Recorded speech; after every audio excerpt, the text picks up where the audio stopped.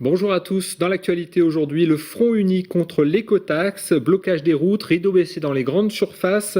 La Pointe-Bretagne s'est mobilisée contre cet impôt au moment où son avenir était discuté à Paris.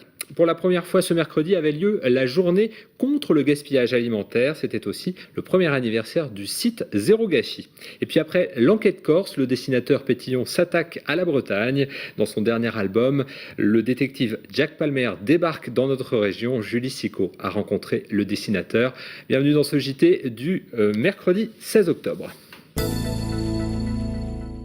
L'écotaxe et l'agroalimentaire ont mobilisé les entrepreneurs bretons ce mercredi. C'est l'image du jour. À midi, les sirènes de la Bretagne ont retenti un peu partout dans les entreprises, comme ici à la Scarmore, la centrale d'achat des groupes Leclerc au Relecq-Quirion. Les 40 salariés ont stoppé le travail et se sont rassemblés. Le directeur en a profité pour expliquer l'action. Un mouvement contre l'écotaxe au moment où se tenait à Matignon une réunion interministérielle. Le Premier ministre Jean-Marc Ayrault maintient l'impôt au 1er janvier 2014, mais il a aussi annoncé un coup de pouce de 15 millions d'euros avec le pacte pour l'avenir de la Bretagne. Explication, Pauline Ferco. L'écotaxe au cœur des préoccupations ce mercredi. Tandis que les salariés de l'agroalimentaire se mobilisaient à Morlaix, le gouvernement se réunissait à Matignon pour tenter de débloquer la crise bretonne. En fin de matinée, le Premier ministre a annoncé un pacte d'avenir pour la Bretagne. Pas de recul sur l'écotaxe, mais une aide de 15 millions d'euros annoncée pour la région. Je trouve que c'est particulièrement léger pour toute la Bretagne. Eh bien, le bureau de la CCI de Morlaix a décidé de mettre un capital de 6 millions d'euros pour la constitution là d'un fonds, très rapidement. 6 millions d'euros sur un territoire comparé aux 15 millions que met l'État français sur toute la Bretagne, je trouve que c'est un exemple énorme. Parmi les autres mesures gouvernementales annoncées, l'avenir des salariés de l'agroalimentaire en crise. En particulier celui des ouvriers de la société GAD de Lampol-Guimillot, à qui un contrat de sécurisation professionnelle renforcé garantira le versement de 97% du salaire durant un an. Les gens sont quand même toujours dans la détresse ici, mais disons que les choses ont l'air d'être pris un peu plus à bras-le-corps, donc ça c'est bien, et puis j'espère que ça continuera dans ce sens et qu'on pourra vraiment, parce que le but est là, sauver des emplois, même si tout le monde ne sera pas sauvé. Deux autres mesures à retenir pour le Finistère, la mise à 2 fois 2 voies de la RN 164, exonérée de l'écotaxe, et l'aide de l'État pour l'acquisition du site industriel de Lampol par la communauté de communes de Landivisio. Et après l'annonce donc de ce pacte pour l'avenir de la Bretagne, les réactions se multiplient, notamment celle de la Chambre d'agriculture du Finistère qui parle de véritable provocation avec le maintien de l'écotaxe. Et puis l'UMP par la voix de son secrétaire national, le Morlaisien Maël de Calan, qui qualifie la position du gouvernement de politique économique suicidaire et réclame donc l'abrogation de l'écotaxe. Et puis un clin d'œil pour conclure cette page sur cet impôt. Certains pensent que l'écotaxe appartient déjà au passé. En témoigne cette annonce parue sur le site bien connu Le Bon Coin. Vent portique écotaxe, matériel en aluminium pas encore oxydé, à prendre sur aire de repos de Pont-de-Buis, main d'œuvre pour charge comprise. Au tout pour 2 000 euros. Et on continue avec notre chiffre du jour, c'est 14. 14 tonnes de fruits et légumes sauvés en un an. Ce mercredi, c'était la première journée contre le gaspillage alimentaire en Finistère. La société Zéro Gâchis a mis en place un système pour éviter les invendus dans les grandes surfaces. Et puis un an après sa mise en service, le bilan semble plutôt prometteur. Mathieu Stricot s'est rendu dans une grande surface de Landerneau. Zéro gâchis pour faire des économies. Ce mercredi, c'est la première journée nationale contre le gaspillage alimentaire. Le centre Leclerc de Landerneau a donc marqué le coup. Depuis près d'un an, il travaille avec la start-up Zéro Gâchis. Son objectif, sauver les produits qui menacent de terminer à la poubelle. Je dispose d'un smartphone qui me permet de récolter toutes les informations concernant le produit. Et on envoie comme ça toutes les informations des produits qui sont en Delseco dans notre magasin sur le site Zéro Gâchis. Et à partir de ce moment-là, les consommateurs peuvent consulter le site internet et après voir les produits qu'ils peuvent trouver dans les différents magasins et après venir bénéficier de ces produits-là en magasin. Et le concept fonctionne, les produits se vendent à prix cassé, ce qui a permis d'éviter de nombreux gaspillages. On avait estimé qu'on aurait à peu près entre 15 et 20 tonnes de fruits et légumes qui seraient sauvés et on est dans cette fourchette-là. On était à 14 tonnes en fin septembre et là on dépasse les 15 tonnes. Mais les fruits et légumes ne sont pas les seuls concernés.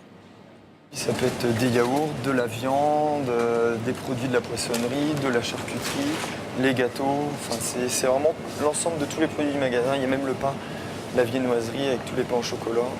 Tous les produits en fait attirent énormément les clients. Selon le ministère de l'Agroalimentaire, chaque Français jette l'équivalent de 20 kg de nourriture par an. Il appelle donc citoyens et professionnels à se mobiliser contre le gaspillage. Avec En solitaire, l'acteur François Cluzet enfile le ciré de skipper et se lance dans le Vendée Globe. Le film a été tourné en grande partie dans le Morbihan. Il est présenté en ce moment en avant-première en Bretagne, avant sa sortie nationale la semaine prochaine. Et mardi soir, François Cluzet et l'ensemble de l'équipe du film étaient à Lorient. Germain Lutz de Télé Bretagne Sud a rencontré cette équipe. Les images de mer sont impressionnantes et pourtant, elles ont pour la plupart été tournées au large de l'Orient. Dans ce film, qui raconte l'épopée du Vendée Globe de façon plus romancée, l'équipe arrive à faire de la course au large un sujet de film grand public. Avec François Cluzet en skipper, le casting facilite également la chose. On était à cheval sur deux métiers, on était en même temps des marins et en même temps des cinéastes. Et je sais pas lesquels étaient meilleurs là-dedans, parce que finalement le marin, il subissait un peu la mer, ne la connaissant pas, et puis le cinéaste, il était troublé par des conditions de tournage inhabituelles. Jamais personne s'est frotté à faire un film en mer, tous les films qu'on voit sont faits en studio. Quand vous avez la chance de faire un film comme celui-ci dans des conditions réelles, toute votre expérience ne vous sert à rien, il faut s'adapter à tout. Les deux acteurs principaux, le réalisateur et le producteur, étaient présents ce mardi soir à l'Annester pour présenter leur film en avant-première. Le public a pu ainsi apprécier l'histoire de Yann Kermadec, skipper prometteur sur le Vendée Globe, qui retrouve un jeune immigré clandestin sur son bateau. C'est quelque chose de grand public, le scénario est plutôt sympa. Et puis je trouve que ce que ça retranscrit surtout bien et ce dont on ne parle pas souvent, c'est ce qui se passe pour les gens qui restent à terre. Notamment pour l'épouse du skipper dans le film. C'est sûr que à terre aussi, ils passent par toutes les émotions, c'est pas simple pour eux à gérer. Et voilà, donc j'ai un peu l'impression de retrouver un peu ma femme à moi dans certaines scènes, c'est assez rigolo. J'ai trouvé ça assez émouvant. Un côté rigolo toujours avec François Cluzet que j'aime bien. Et puis une fin sympa, fair-play quoi. Une fin que l'on ne dévoilera pas. Pour la découvrir, rendez-vous dans les salles à partir du mercredi 6 novembre. Après l'enquête corse où il croquait les petits travers de l'île de Beauté, le dessinateur Pétillon a décidé de mettre en bulle les clichés bretons. Et son personnage, le maladroit détective Jack Palmer, mène l'enquête sur fond d'algues vertes. Entre humour et dérision, l'auteur a confié sa vision de sa Bretagne natale à Julie Sicot. Qu'est-ce qui pue comme ça ? L'algue verte, répond le pêcheur breton. Le décor est planté, Jack Palmer, le détective né sous le crayon de Pétillon, pose enfin les pieds en Bretagne. Pour la première fois, l'auteur de bande dessinée croque sa terre natale. Et l'actualité n'est jamais bien loin pour ce dessinateur de presse au canard enchaîné. Je n'ai pas pu faire l'impasse sur l'algue verte, tout simplement parce que c'est un sujet dont on parle beaucoup dans la région. Et moi, quand je commence une bande dessinée, j'ai envie de parler d'aujourd'hui, de la région telle qu'elle est, avec ses problèmes, ses conflits et ses caractéristiques principales. Et donc, je ne pouvais pas faire l'impasse sur les algues vertes. Jack Palmer ne parle pas breton. Dans cet album, l'auteur n'est pas bretonnant, à la différence de ses parents.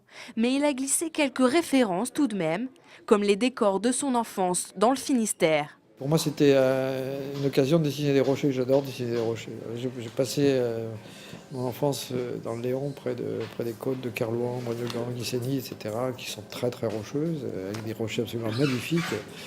Et ces rochers-là m'ont beaucoup marqué mon imaginaire, il faut croire, parce que je dessine beaucoup de rochers. Même dans mon album, je m'amusais quand j'ai du temps perdu, quand je crayonne au téléphone, je dessine des rochers. Donc là, je me suis régalé. Et ils sont nombreux à être venus se régaler des coups de crayon de Pétillon. L'auteur était en dédicace ce mercredi après-midi à Brest. Après la Corse, il s'intéresse une nouvelle fois à une région à l'identité forte. Et Palmer, prisonnier de son rocher, va voir toute la Bretagne défiler sous ses yeux, même TBO. Et invité ce mercredi à une conférence sur l'environnement, Pétillon sera en dédicace ce jeudi à 17h à la librairie Ravi à Quimper. Et puis merci de nous avoir suivis. On se retrouve demain à partir de 18h30 pour un nouveau point sur l'information locale et régionale. Je vous souhaite une bonne soirée et à demain.